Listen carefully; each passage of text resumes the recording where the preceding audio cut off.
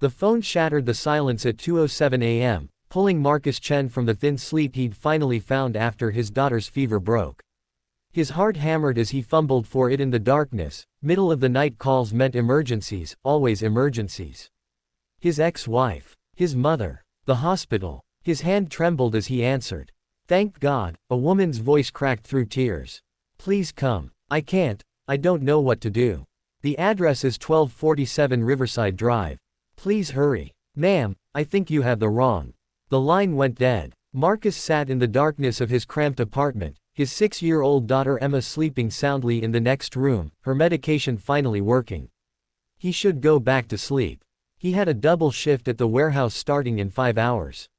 He had exactly one reliable person in his life, himself, and he couldn't afford to waste energy on strangers. But that voice, the raw desperation in it haunted him. He checked on Emma one more time, her small chest rising and falling peacefully, then quietly called his neighbor Mrs. Rodriguez. She answered on the 4th ring, groggy but kind as always. 20 minutes later, he was in his 15-year-old Honda, driving toward Riverside Drive with his heart in his throat. The address led him to the wealthy side of town, where houses became estates and streetlights gave way to private security. Number 1247 was a sprawling modern mansion, all glass and steel, overlooking the river. Marcus almost turned around. He didn't belong here. This was clearly a mistake. But the front door stood wide open, and he could hear sobbing from inside. "Hello." He stepped into a marble foyer that probably cost more than he'd earned in a decade. "Is anyone here? Are you okay?" He found her in a cavernous living room, curled up on a white sofa, surrounded by empty prescription bottles. A woman maybe in her early 30s, wearing silk pajamas, mascara streaking her face. She looked up at him with hollow eyes. "You came," she whispered. "You actually came. Ma'am, I think you called the wrong number, but did you take these?" Marcus rushed forward, his warehouse first aid training kicking in. He grabbed the bottles, checking labels and dates, his pulse racing. "I wanted to," she said softly. "I called my brother. I was going to. But then I just sat here." The bottles were full. Marcus exhaled slowly, his hands still shaking. Okay. You didn't take them. That's good. That's really good. But we need to get you help. Can I call someone? Your brother? An ambulance? My brother's in Tokyo. He won't care anyway." She laughed, a broken sound.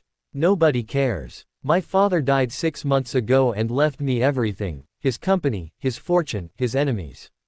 Everyone wants something from me. Everyone has an agenda. I just wanted someone to care if I disappeared." Marcus had no idea what to say.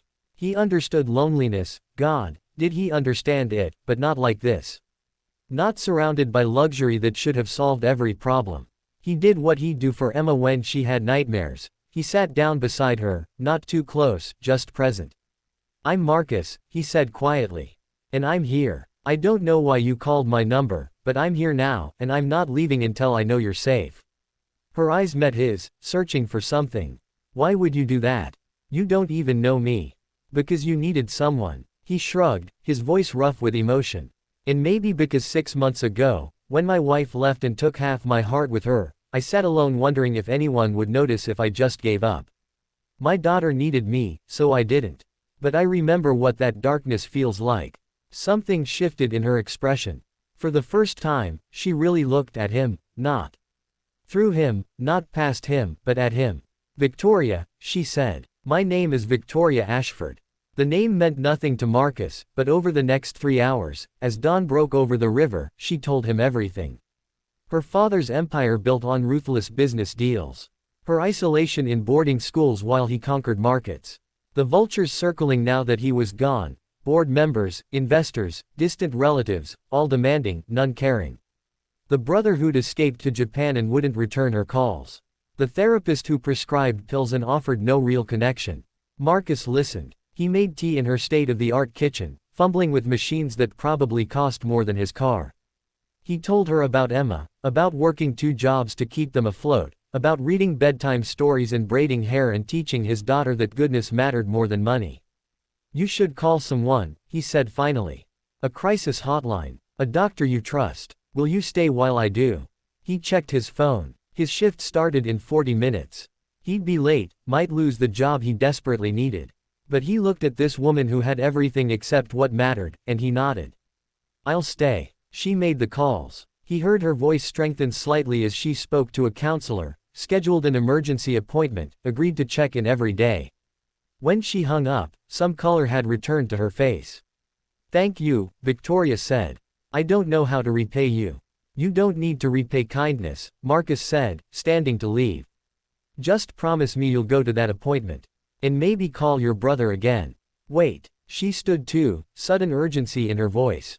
"I know this will sound crazy, but my father's company needs someone to run community outreach. Someone who actually understands what regular people need. Someone with integrity." She laughed shakily. "I've interviewed 20 candidates. They all had perfect resumes and soulless eyes. You showed up at 2 a.m. for a stranger.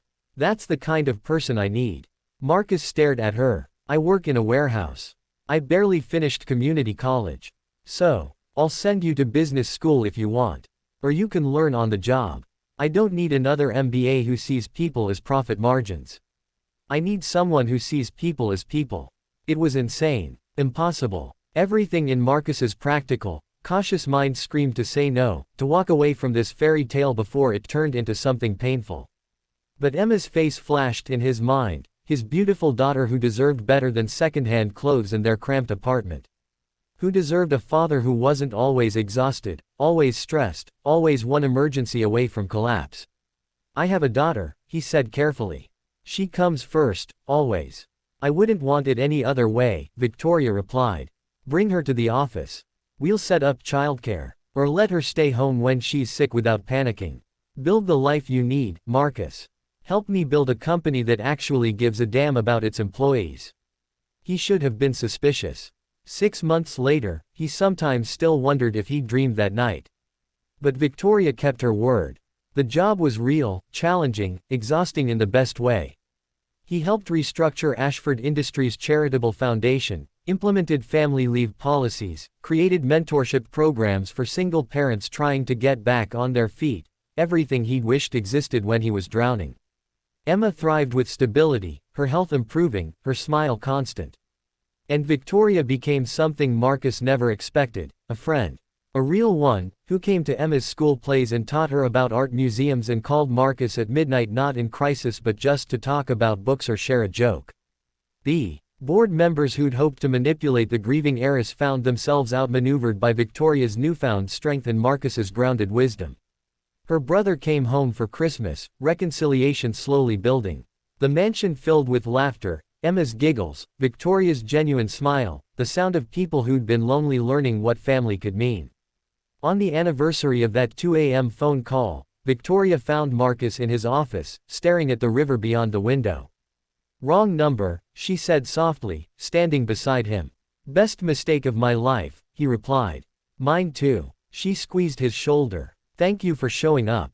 Thank you for asking me to stay." Some miracles, Marcus had learned, start with darkness and desperation. But they become something beautiful when people choose kindness over convenience, connection over self-protection, and each other over loneliness.